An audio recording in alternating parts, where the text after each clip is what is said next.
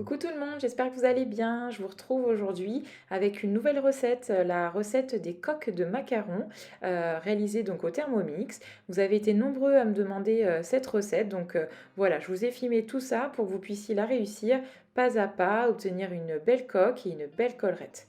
Alors petite précision, moi, vous verrez, j'utilise en fait une meringue française. On peut réaliser les coques de plusieurs façons. Moi, c'est la meringue française que j'utilise pour pouvoir réaliser ça. Donc c'est simplement en fait, on va monter nos blancs en neige et on va incorporer tout doucement notre sucre en poudre tout en chauffant cette préparation pour obtenir une jolie meringue. Allez, c'est parti pour la recette. Donc il vous faudra 160 g de sucre glace, 160 g de poudre d'amande, 140 g de blanc d'œuf et 180 g de sucre en poudre. Petite précision pour le sucre en poudre, il vous faudra le séparer dans deux récipients, donc 2 fois 90 g. Pareil, si vous souhaitez colorer vos coques de macarons, vous pouvez utiliser donc du colorant alimentaire, de préférence en poudre, parce que liquide, ça risque de modifier la texture de votre appareil à coque et donc de modifier tout simplement votre résultat final. Il vous faudra également une poche à douille et une douille unie ronde pour pouvoir pocher vos coques de macarons par la suite avant cuisson.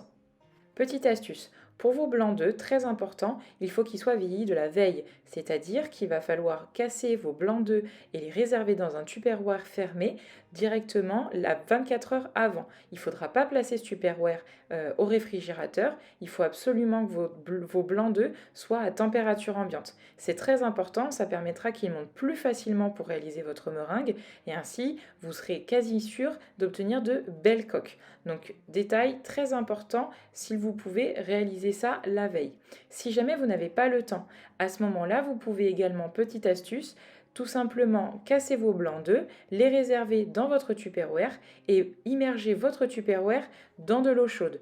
Pas de l'eau brûlante, simplement dans de l'eau chaude pendant une petite dizaine de minutes. Ça m'est arrivé de le faire 2 ou 3 fois parce que je n'avais pas pensé à casser mes blancs d'œufs la veille et ça fonctionne très bien également.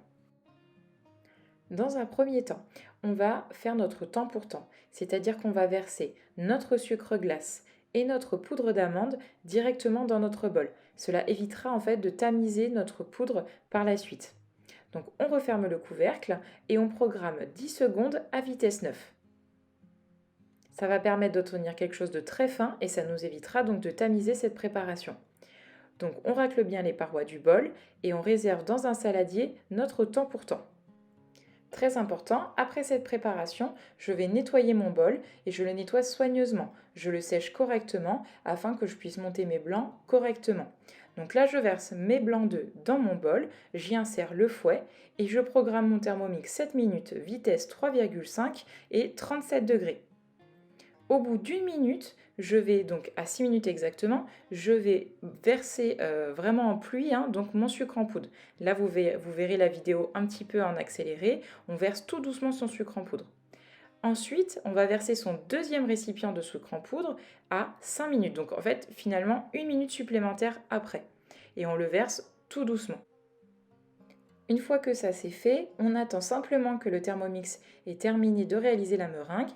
Et si vous voulez vérifier que votre meringue est bien prête, vous vérifiez que vous avez donc le bec d'oiseau qui se forme au bout de votre fouet et vous pouvez goûter du bout du doigt. Il ne faut pas qu'il reste de sucre en poudre sous la dent. Il faut qu'il soit totalement fondu. Et là, on obtient une belle meringue bien lisse et bien brillante. Ensuite, on réserve sa meringue dans un récipient. Très important, il va falloir verser les poudres, donc votre temps pour temps, sur la meringue et jamais l'inverse. On ne va pas venir verser la meringue directement sur le temps pour temps. C'est pour ça que j'utilise d'abord ma maryse pour pouvoir la verser dans le saladier. Et c'est ensuite que je verse mes poudres sur ma meringue. Donc on utilise toujours une maryse, ça permet de ne pas casser votre meringue, de ne pas trop casser en fait le blanc en neige. On y va délicatement. Et donc là, on passe au macaronnage. Je vous mets le geste vraiment en temps réel pour que vous puissiez bien le visualiser. Donc on passe en dessous, on ramène la préparation bien au-dessus et très délicatement, on fait ce geste jusqu'à ce que notre poudre soit complètement incorporée à notre meringue. Votre préparation, il ne faut jamais qu'elle soit ni trop lisse ni trop épaisse. Donc, si je veux colorer mes coques de macarons, je vais m'arrêter un petit peu avant d'avoir terminé mon macaronnage et là, je vais verser mes colorants en poudre.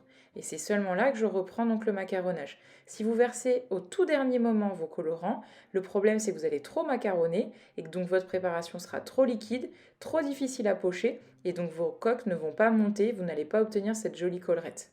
Petite astuce, vous allez voir, à la fin de mon macaronnage, je vais faire un bandeau sur ma préparation pour voir comment se tient ma préparation. On voit que quand je fais mon bandeau, le bandeau ne se referme ni trop vite ni trop lentement et que donc j'ai la bonne texture de pâte à macaron. Une fois donc que j'ai obtenu ma texture souhaitée, je vais préparer ma poche à douille. Petite astuce, donc si vous souhaitez ne pas en mettre partout, moi j'utilise un récipient et voilà, je renverse ma poche à douille pour pouvoir facilement mettre la préparation dedans.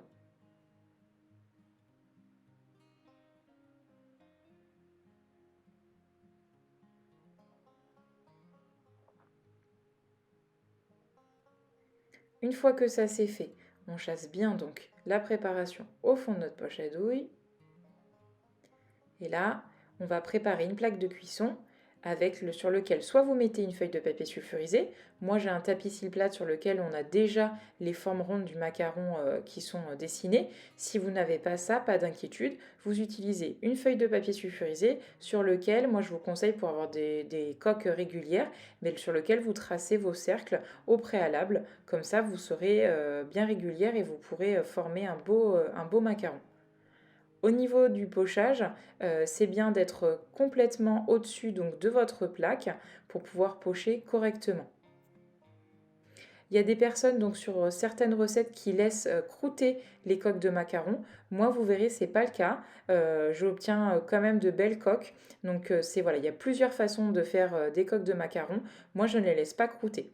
Donc une fois que j'aurai fait mon pochage, simplement, vous allez le voir, je vais venir tapoter ma plaque de cuisson pour pouvoir bien étaler ma préparation, la rendre bien homogène avant de la mettre directement dans le four.